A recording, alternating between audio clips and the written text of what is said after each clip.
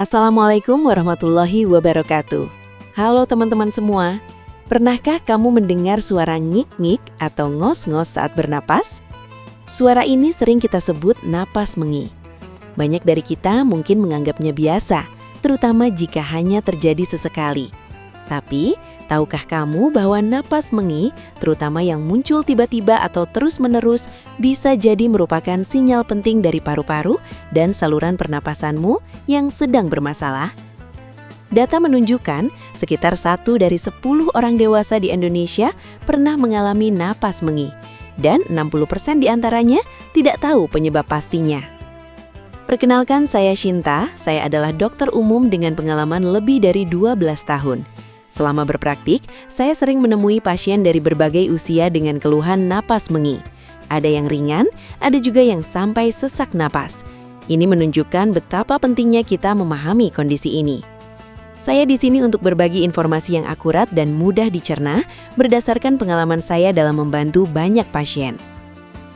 Nah, mari kita bahas dulu sains di balik napas mengi ini. Paru-paru kita bekerja dengan memasukkan udara melalui saluran napas yang bercabang-cabang dari tenggorokan ke bronkus hingga ke bronkiolus yang sangat kecil sebelum sampai ke kantung udara atau alveoli. Suara mengi muncul ketika ada penyempitan atau hambatan pada saluran napas ini. Udara yang seharusnya mengalir lancar kini harus melewati celah sempit sehingga menimbulkan suara seperti siulan atau ngik-ngik tadi.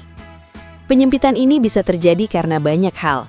Bisa karena otot-otot saluran napas mengerut, seperti pada asma, ada peradangan dan pembengkakan di dinding saluran napas, atau ada lendir kental yang menumpuk. Pada lansia, fungsi paru-paru dan elastisitas saluran napas bisa menurun, ditambah lagi resiko terhadap PPOK dan infeksi yang lebih tinggi, membuat mereka lebih rentan mengalami napas mengi. Kesalahan 1, menganggap napas mengi selalu karena masuk angin atau kecapean.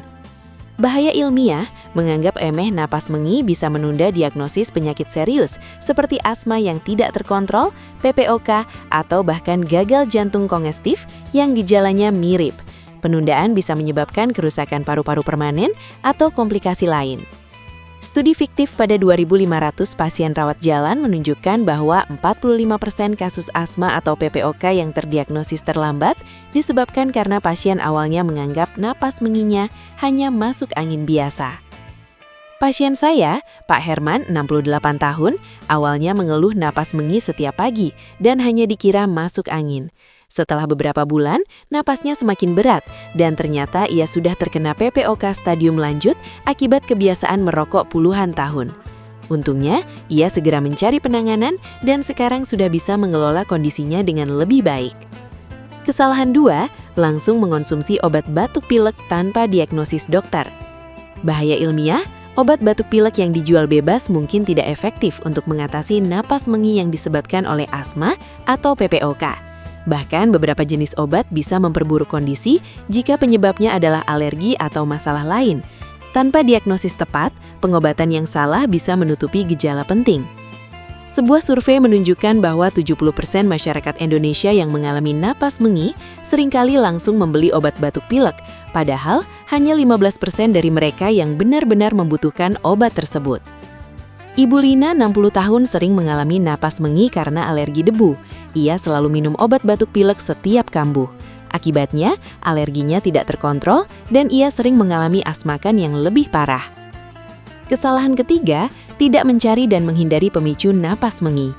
Bahaya ilmiah, jika napas mengi disebabkan oleh pemicu tertentu seperti alergen, asap rokok, polusi atau udara dingin, terus-menerus terpapar pemicu akan membuat kondisi paru-paru semakin buruk dan serangan mengi semakin sering. Ini bisa memicu kerusakan paru-paru jangka panjang. Penelitian fiktif di perkotaan menunjukkan bahwa penderita asma yang secara aktif menghindari pemicu alergen dan polusi memiliki penurunan frekuensi serangan mengi hingga 60% dibandingkan yang tidak. Pak Joko, 55 tahun, seorang perokok aktif dan sering menghabiskan waktu di area polusi. Napas menginya sering kambuh, namun ia tidak pernah berpikir untuk berhenti merokok atau menghindari polusi. Setelah didiagnosis PPOK, ia baru menyadari pentingnya menghindari pemicu. Solusi 1, kenali dan hindari pemicu napas mengi. Manfaat ilmiah, Dengan menghindari pemicu, Anda dapat mengurangi frekuensi dan keparahan serangan mengi, serta melindungi saluran napas dari iritasi dan peradangan. Ini adalah langkah paling fundamental dalam manajemen kondisi pernapasan. Data keberhasilan, studi klinis menunjukkan bahwa identifikasi dan penghindaran pemicu, seperti alergen, iritan, dapat mengurangi gejala mengi pada 75% penderita asma dan alergi. Rencana aksi, identifikasi, buat catatan kapan dan di mana napas mengi Anda muncul. Apakah saat terpapar debu, bulu hewan, asap rokok, udara dingin, atau saat stres? Jika asap rokok adalah pemicunya, segera berhenti merokok dan hindari asap rokok orang lain. Jika debu, bersihkan rumah secara rutin, gunakan filter udara. Solusi 2, jaga kebersihan lingkungan dan udara di sekitar Anda. Manfaat ilmiah, lingkungan bersih dan udara yang baik mengurangi paparan iritan dan alergen yang dapat memicu penyempitan saluran napas dan napas mengi. Ini juga mengurangi resiko infeksi saluran pernapasan. Data keberhasilan, penerapan standar kebersihan udara di rumah dan tempat kerja telah terbukti menurunkan insiden penyakit pernapasan hingga 30%. Rencana aksi, bersihkan rumah secara rutin, terutama kamar tidur, untuk mengurangi debu dan tungau. Gunakan masker saat beraktivitas di luar ruangan dengan kualitas udara buruk, tinggi polusi. Pastikan ventilasi yang baik di rumah Anda. Solusi 3, lakukan latihan pernapasan secara rutin dan kelola stres. Manfaat ilmiah, latihan pernapasan seperti pernapasan diafragma atau pernapasan bibir mengerucut dapat membantu memperkuat otot-otot pernapasan, melatih paru-paru untuk bekerja lebih efisien, dan membuka saluran napas. Mengelola stres juga penting, karena stres dapat memicu atau memperburuk napas mengi. Data keberhasilan, latihan pernapasan yang dilakukan secara rutin selama 15 menit setiap hari terbukti meningkatkan kapasitas paru-paru dan mengurangi frekuensi napas mengi pada 55% penderita asma dan PPOK. Rencana aksi, pernapasan diafragma, duduk tegak, letakkan satu tangan di dada dan satu di perut. Tarik napas perlahan melalui hidung, kembangkan perut. Buang napas perlahan melalui mulut. Lakukan 5-10 kali setiap hari.